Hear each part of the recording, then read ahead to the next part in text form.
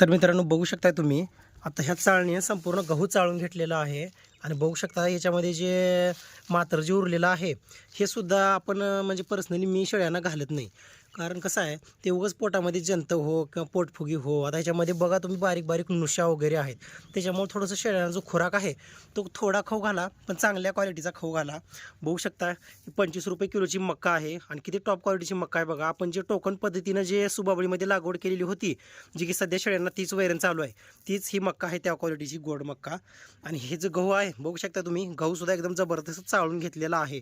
हे बघा आता हे जे गहू आहे हे गहू आपण स्वतःच्या घरामध्ये खातो ते गहू आहे. आता गहू मक्का व्यवस्थित आपल्याला भरडून घ्यायचा आहे आणि व्यवस्थित त्याच्यामध्ये मिनरल मिक्सचर ॲड करून हिमालय 32 असो ह्या सर्व गोष्टी, थोडीशी हळद वगैरे ॲड करून शेळ्यांना भरपूर खुराक द्यायचा आहे. आणि 1 ते 1.5 महिने शेळ्यांना खुराक दिल्याच्या नंतर व्यवस्थित आपला होंडा जो बोकड आहे त्या बोकडानं किंवा बिटलच्या बोकडानं शेळ्यांची लागवड करायची आहे.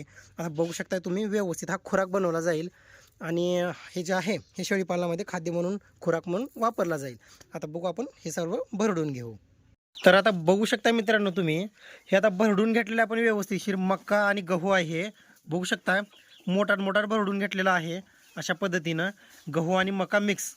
मग बघा आता हे बघू शकता तुम्ही, मक्का दिसत असतील तुम्हाला व्हिडिओमध्ये, मक्का पण आणि गहू पण.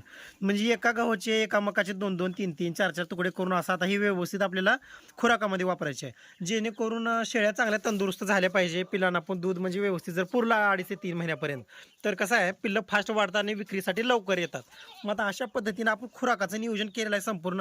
म्हणजे कमीत कमी आता हे 50 किलोच्या वरी म्हणजे 60 किलो असेल.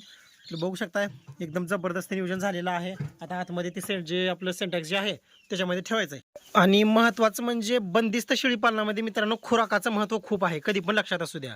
कारण कसं आहे बंदिस्त शेळी पालन कुठेतरी सुरळीतपणे जर चालवायचं असेल तर आपल्याला चारावैर चांगल्या चारावैरणीसोबत खुराकाचं व्यवस्थित आपल्याला जोड द्यावीच लागत असते त्याला.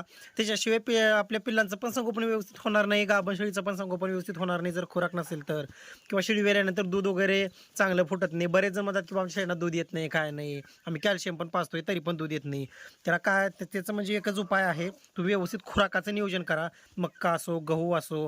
आता याच्यामध्ये जर समजा 10 ते 15 किलो जर शेंगदाणा पेंड जर ॲड केली तर याच्यापेक्षा भारी खुराक कोणताच नाही मित्रांनो, कधी पण लक्षात असू द्या. आणि मस्तपैकी याच्यामध्ये आपले मिनरल मिक्सचर 1 किलो पुडा जर आणला ॲग्री फूडचा मिक्स केलं तरी आतमध्ये आहे, तर एकदम जबरदस्त नियोजन होऊन जाईल. तर आपलं खुराकाचं नियोजन कसं वाटलं ते सुद्धा कमेंट करू सांगा. आणि खुराकाविषयी जर काही जर अडचणी असेल तर नक्की कमेंट करून सांगा. भिजून वगैरे ठेवू शकतो, आखी पण ठेवू शकतो, काहीच अडचणी शेळ्या कसं पण खातात आणि पचतंय सुद्धा शेळ्यांना, तितका काहीच ताण घेण्याची गरज नाही.